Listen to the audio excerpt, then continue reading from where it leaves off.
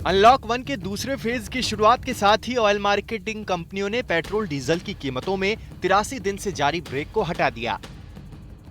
8 जून को कई रियायतों के शुरू होने से एक दिन पहले यानी 7 जून से पेट्रोल डीजल की कीमतों में हुई बढ़ोतरी 4 दिनों से लगातार जारी है। इन 4 दिनों में ही पेट्रोल और डीजल की कीमतों में करीब ₹2.5 प्रति लीटर का इजाफा हुआ है। इस बढ़ोतरी की एक बड़ी वजह पेट्रोल डीजल पर लगने वाला टैक्स भी है। दरअसल फरवरी में पेट्रोल डीजल पर करीब 107% टैक्स लगता था। बीते 4 महीनों में यह टैक्स करीब 2.5 गुना बढ़कर करीब 275% हो गया है। जानकारों का मानना है कि जिस तरह से सरकार के ऊपर कोरोना काल में राहत पैकेज से लेकर तमाम तरह की रियायतें देने का दबाव है, उसकी भरपाई के लिए पेट्रोल डीजल पर टैक्स लगाना ही सबसे आसान रास्ता है।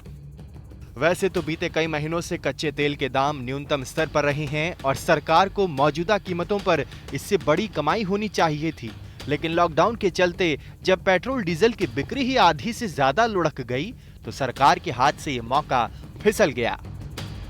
इस समय सरकार को रेवेन्यू की ज़रूरत है और सरकार इसीलिए पेट्रोल और डीजल की प्राइसेस में यहाँ पर टैक्स को इंक्रीज करके रेवेन्यू को कलेक्ट करना चाहती है, क्योंकि अभी यही सबसे आसान तरीका है। इकोनॉमिक में जिस तरीके से स्लो डाउन है उसकी वजह से सरकार यहाँ पर और चीज़ों में टैक्स नहीं बढ़ा सकती और इसी वजह से जिस तरीके से यहाँ पर स्टिमुलस की बात की गई है और उस स्टिमुलस को पूरा करने के लिए पेट्रोल और डीजल की प्राइसेस को बढ़ाकर उसमें से यहाँ से रेवेन्यू निकाला जा सकता है।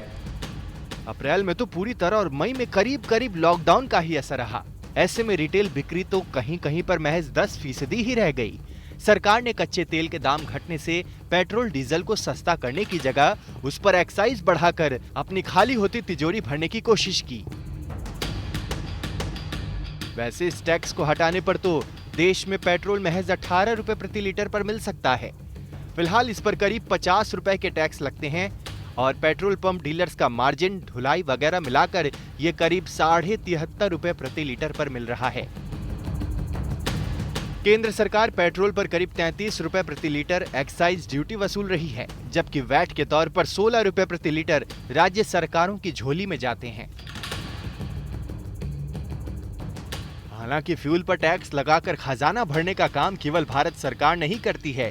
दुनिया की तमाम दिग्गज अर्थव्यवस्थाएं इसे अपनी आमदनी के बड़े जरिए के तौर पर इस्तेमाल करती हैं।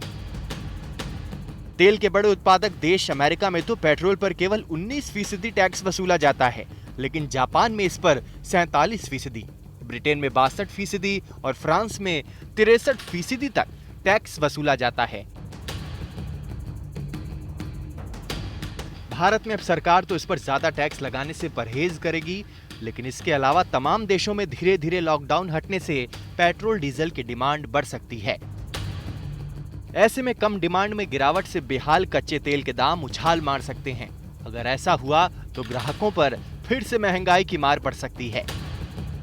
सिर्फ भारत ही नहीं, बाहर के भी कई देश इस समय पेट्रोल और डीजल के प्राइसेस पे टैक्स ज़्यादा लेकर के अपने रेवेन्यू को कलेक्ट कर रहे हैं और ऐसा इसलिए हो रहा है क्योंकि ओपेक कंट्रीज ने अपने यहाँ पर कच्चे तेल की डिमांड ना होने की वजह से प्रोडक्शन को कट किया है। अब यहाँ पर लॉकडाउन ओपन हुआ है तो आने वाले समय में कच्चे तेल की डिमांड बढ़ सकती है और अगर यहाँ पर ओपेक कंट्रीज ने अपने प्रोडक्शन को नहीं बढ़ाया तो आने वाले समय में महंगाई भी बढ़ सकती है और पेट्रोल और डीजल के दामों में और तेजी बनी रह सकती है।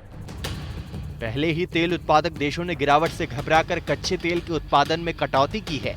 अब अगर हालात नहीं सुधरे तो तेल उत्पादक देश ज्यादा कटौती करने का फैसला कर सकते हैं।